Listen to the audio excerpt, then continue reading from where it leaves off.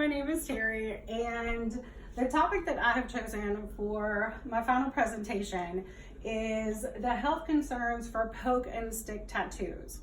The reason I chose this topic was over the summer we did have issues with some of our later teens, kind of almost high school kids, getting involved with poke and stick tattoos.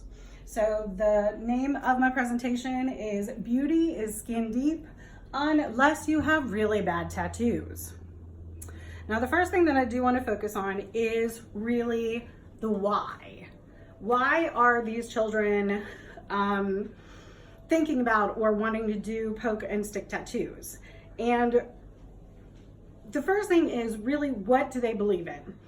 These kids are at different abilities, they have different abstract thinking, and they also don't always understand the consequences of their actions. So they are more at risk for being impulsive.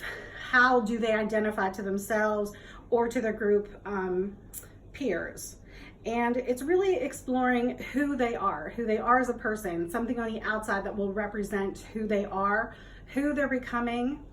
And the other piece that I found really interesting while researching this topic was really about, do they have control over their own bodies? A lot of these kids are going through a lot of changes that they don't understand, and they're starting to grow hair, their muscles are starting to develop, they're starting to grow taller, and they really lose control over their own body. And this is something that they actually can utilize and have some control over. The next piece that I really want to focus with the kids is how complex their skin actually is. It is an extremely complex protective barrier. There's several levels of the skin that they don't understand when they are doing this. They just think that they can go ahead and inject something, put some type of ink in there, and it is going to be okay. But there are a lot of risks that are involved in doing a poke and stick tattoo. They do have exposure to bloodborne pathogens, and that includes HIV, hepatitis A, hepatitis C, hepatitis B. And not only as the receiver of a poke and stick tattoo, but also as the giver, because once they expose those bodily fluids, it's a cross-contamination and exposure. They also are not aware that they can have allergic reactions, infections. They can develop a keloid formation. This is impulsive, and they think they can do it, but there are problems with removing those.